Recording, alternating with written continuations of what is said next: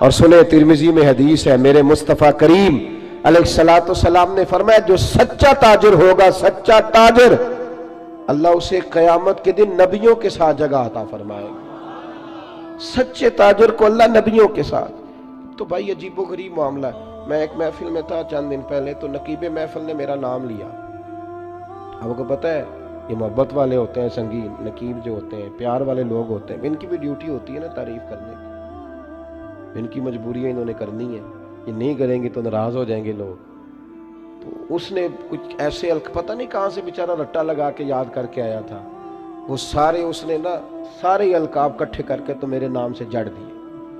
اب میں بڑی دیر تلاش کرتا رہا کہ ان القابات کے اندر میں بھلا کہاں پہ ہوں۔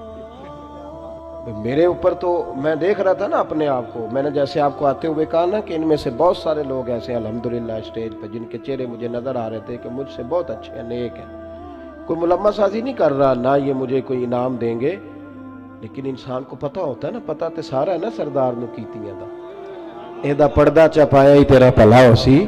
میں تجربہ کر رہا تھا کہ جتنے لوگ بیٹھے ہیں ان میں سے بہت سارے ایسے لوگ ہیں جو اہل خیر ہیں، لیکن میرے بھائی اب وہ ڈھونڈنا پڑتا ہے نا اتنے بڑے القابات کے اندر سے کہ اتنا بڑا اس کا وزن ہے اور ہمارا وزن کتنا ہے۔ تو میں نے اس کو بعد میں کہا یار یہ تمہیں پتہ ہے تو کیا کہہ رہا تھا لفظوں کا؟ کہنا نہیں میں تو تینہ دا ترجمہ نہیں ہوتا وہ کیا ہے۔ تو میں نے کہا کوئی ضروری ہے آپ سادہ بھی نام لے لیں گے تو کیا ہو جائے گا، لیکن ان بیچاروں کی بھی مجبوری ہے نا جی، اور وہ القابات وہ ہر روز نقابت کرے گا، ہر ایک کے بارے میں وہی جملہ کہے گا، ہر پیر کے بارے میں وہی فکرہ کہے گا۔ کوئی ضرورت نہیں، آپ سچی بات کریں، آپ کھری بات کریں، آپ دو حرفوں میں بات کریں، انسان کے لیے وہ لفظ کہیں جو روح آپ کی اجازت دیتی ہے۔ اگر طبیعت اجازت نہیں دیتی تو نہ کہیں، کوئی حرج نہیں، کوئی مسئلہ نہیں، کوئی ضرورت نہیں، کوئی کسی قسم کا معاملہ نہیں۔ آپ تھوڑا سا رکیں، اپنی زندگی میں یہ معیار بنائیں، آپ یہ سمجھیں اس چیز کو کہ ہم نے ایسے تھوڑی بات کر دینی ہے۔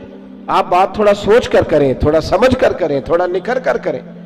سچ کی زندگی گزارو، سچ کی زندگی ٹھنڈی ہوتی ہے، سچ کی زندگی مزیدار ہوتی ہے، سچ کی زندگی کے اندر انسان سکون میں رہتا ہے، ورنہ تو مطلب عجیب معاملہ ہے نا جی۔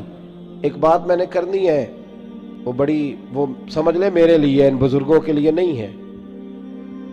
ایک بزرگ نے خود لکھا ہے اپنے قلم سے، ان سے کسی نے کہا حضرت صاحب آپ نے نصیحت کہاں سے لی؟ تو کہنے لگے میں تو جہاں سے بھی نصیحت ملی ہے میں نے لے لی ہے۔ جو ابھی اپنے آپ کو طالب علم سمجھتا ہے وہ کہیں سے بھی لے لیتا ہے، اور جو کہتا ہے کہ اب میں کسی مقام پہ پہنچ گیا ہوں تو اس کے لیے ذرا مشکل ہوتا ہے۔ کہا جناب پھر بھی کہاں سے؟ تو کہنے لگے مجھے تو طوائف بھی ایک دن نصیحت کر گئی تھی۔ سب طوائف؟ کہاں کس طرح؟ تو فرمانے لگے میں گزر رہا تھا جبے کبے میں، وہ بھی گزر رہی تھی بے پردہ، چہرے پہ کپڑا نہیں تھا، تو میں نے اس کو نصیحت کر دی، میں نے کہا بیٹے چہرے پہ کپڑا ڈال، اللہ سے ڈرا کر۔ کہتے ہیں اس نے اسی وقت نقاب ڈال لیا، چہرے پہ کپڑا رکھا، کہنے لگی میں احتیاط کروں گی پر بزرگوں اجازت ہو تو ایک بات میں بھی کر دوں؟ کہتے ہیں میں نے کہا بیٹے کر لو۔ تو کہنے لگی حضرت صاحب میں جو ہوں نا میں وہی کہلاتی ہوں، آپ بھی بتلائیے جو آپ کہلاتے ہیں وہ ہیں آپ؟ جو آپ کہلاتے ہیں، جو آپ کو کہا جاتا ہے وہ ہیں آپ؟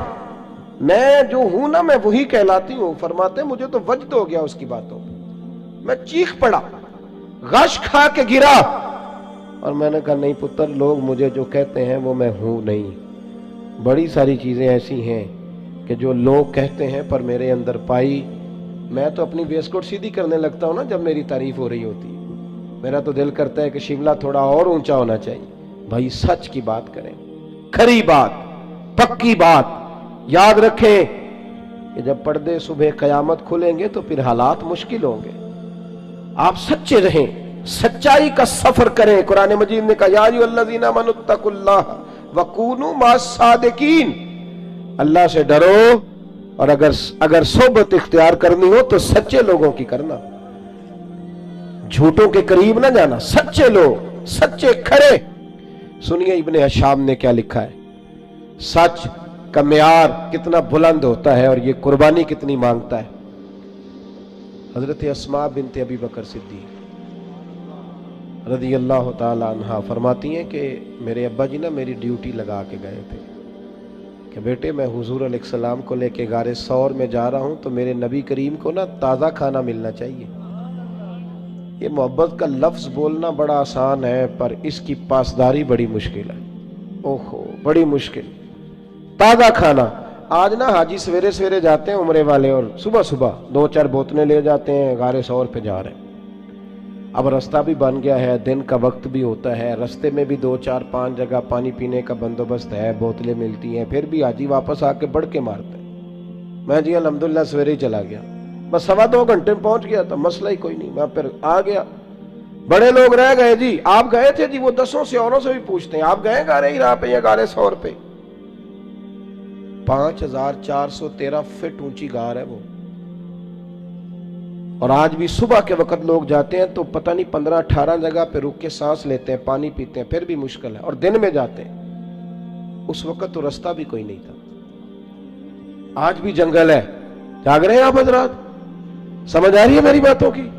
حضرت اسماء کی جب ڈیوٹی لگی تو حالت یہ تھی کہ حضرت ابو بکر صدیق نہ بیٹے کھانا پکانا اور دن کو نہ آنا، کوئی دیکھ نہ لے، رات کو آنا کھانا لے۔ یہ آپ کا ہستا بستہ گاؤں ہے، پر 10 بجے رات کو جوان بیٹی اگر ماچس لینے چلی جائے نا دکان پہ تو سویرے شور مچ جاتا ہے، اور باپ ہو سکتا ہے کہ پھر محلے والوں سے نظریں نہ ملا سکے کہ جوان بیٹی۔ عشق کا دعویٰ کرنا بڑا آسان ہے، اور یہ سپیکر جب میرے ہاتھ میں ہوتا ہے تو میں کہتا ہوں ایسے کر دوں گا، میں وہ کر دوں گا، پھر سپیکر کہیں پگڑی، یہ باتیں کرنی تو آسان ہے، جوش دکھانا تو بڑا آسان ہے، پر عمل کرنا اللہ چوں بگویم بمسلمانم بلرزم۔ جب میں کہتا ہوں میں مسلمان ہوں تو میں کانپ جاتا ہوں، جب میں کہتا ہوں یہ لفظ کہ میں حضور کا دیوانہ ہوں۔ اقبال کہتے ہیں مجھ پہ کپ کپی طاری ہو جاتی۔ سنو اور یاد رکھو، حضرت اسماء کہتی ابا جی نے ڈیوٹی لگائی رات کو کھانا پہنچانا ہے، متی میں کھانا پکاتی، پھر میں مکے کی گلیوں میں دیکھتی دنیا سو جاتی رات کے وقت۔ بیٹیاں تو بڑی پیاری ہوتی ہیں نا، اور پھر رات کو بیٹی نکلے، اور عام گھر نہیں، سردار کی بیٹی۔ فرماتی ہیں کبھی کسی نے دستک ہی نہیں دی تھی، کسی کی طاقت ہی نہیں تھی ابو بکر صدیق کے دروازے کو دیکھے، لیکن ایک دن میں کھانا پکا رہی تھی تو میرے دروازے پہ شور ہوا۔ فرماتی ہیں شدید پریشانی کے عالم میں دروازے پہ گئی تو ابو جال کئی لوگوں کو لیے دروازے پہ کھڑا تھا۔ میں باہر نکلی، کیا بات ہے؟ تو کہتی ہیں بڑے مجمع میں اس نے پوچھا، کہنے لگا کہاں گئے ہیں ابو بکر صدیق، کہاں گئے ہیں نبی کریم علیہ السلام کو لے کر، بتاؤ۔ نوجوانوں ذرا غور کرنا، بات بات پہ جھوٹ بولنا کوئی نفع نہیں، پھر بھی جھوٹ، کہاں گئے ہیں؟ تو جناب اسماء کہتی ہیں کہ اب میرے سامنے 2 رستے تھے، اگر میں کہتی تھی کہ مجھے پتہ ہے تو میری وفا اجازت نہیں دیتی تھی، یہ تو ابھی جا کے حضور علیہ السلام کو تکلیف پہنچائیں گے۔ اگر میں کہتی تھی، میری باتوں کی سمجھ آ رہی ہے آپ حضرات؟ ذرا غور کریں کیا کہہ رہا ہوں، اس بات کی نزاکت کو سمجھیں۔ اگر میں کہتی ہوں کہ مجھے خبر ہے تو یہ تو تکلیف دیں گے، اگر میں کہتی ہوں مجھے پتہ نہیں تو یہ جھوٹ ہے، اور حضور اس کی اجازت نہیں دیتے۔ کتنا مشکل کام ہے، کہاں کھڑے ہو کہ کہاں سچ بولنا، اس معیار پہ، اس میدان پہ سچ بولنا۔ کہتی ہے مکے کا چوک، چاروں جانب دشمن اور میں اکیلی، اور وہ بھی عورت۔ فرماتی ہیں پھر میں نے اپنی ساری ہمت جمع کی، ساری طاقت اکٹھی کی، میں نے فیصلہ کیا کہ میں جھوٹ نہیں بولوں گی کیونکہ میں ابو بکر کی بیٹی۔ فرماتی ہیں میں نے ارادہ کر لیا، اب میں وفا بھی بچاؤں گی، دین بھی بچاؤں گی۔ اس نے پوچھا بتائیے کہاں ہے، جب زور سے بولا تو میں نے کہا ابو جان سن، پھر سن، مجھے خبر ہے وہ دونوں کہاں ہیں، پر تیرے اندر طاقت ہے تو پوچھ کے بتا، میں تمہیں بتاؤں گی نہیں وہ دونوں کہاں ہیں، ہے طاقت تو پوچھ کے بتا۔ ہاں جے محبوب بلاوے ایک دم تے سر نو پیر بنائیے، اور سر منگے تے سر دے دئیے، پھر کدے بھی دیر نہ لائیے، تے یار دا کدے بھی گلا نہ کریے، پاواں سینک دے ہی مر جائیے، او سجنا یا تے لائیے ہی نہ، تے جے لائیے تے پھر توڑ نبھائیے۔ کہا بتاؤں کہ نہیں؟ بھرے بازار میں، مکے میں ابو جال کو یہ بات کی۔ جب انسان دلیلوں سے عاجز آتے ہیں پھر لڑائی کرتے ہیں، दलील पास नहीं होती, फिर लड़ाई करते हैं। अबू जाल ने एक थप्पड़ मार दिया बेटी के मुंह पर। फरमाती हैं कभी किसी ने दरवाजे को नहीं देखा था, थप्पड़ लगा तो मैं जमीन पे गिरी, नीचे पत्थर था, मेरा कान पत्थर को लगा तो बाली फट गई, खून निकला। जनाब अस्मा कहती हैं मैं उसी हाल में फिर उठी। लोग अबू जाल को पकड़ के ले गए, तो औरतों के मुंह लगता है, चल ये अरबों का शेवा नहीं। उसको ले गए। कहती है मैं उसी हालत में उठी, खून साफ किया, फिर मुंह पे चादर लपेटी, फिर खाना पकाया, फिर मैंने ज्यादा अंधेरा करने की कोशिश की। जब लोग सो गए, चेहरा लपेट के मैं गारे सौर तक गई। फरमाती हैं जब मैं वहां पहुंची तो पहली नजर जनाब सिद्दीक अकबर की लिपटे हुए चेहरे पे पड़ी। पुत्र खैर है, तबीयत ठीक है? पता है ना बेटी तो रात को टेलीफोन पे सही बात ना करे तो अब्बा सो नहीं सकता सारी रात। पता नहीं उन कुड़ी नु की गल है, बोली नहीं सही। कहती है हजरत सिद्दीक अकबर फरमान, क्या हुआ? कुछ नहीं अब्बा जी, मैं खाना लाई हूं। बेटे खाना छोड़, माजरा क्या है वो बता।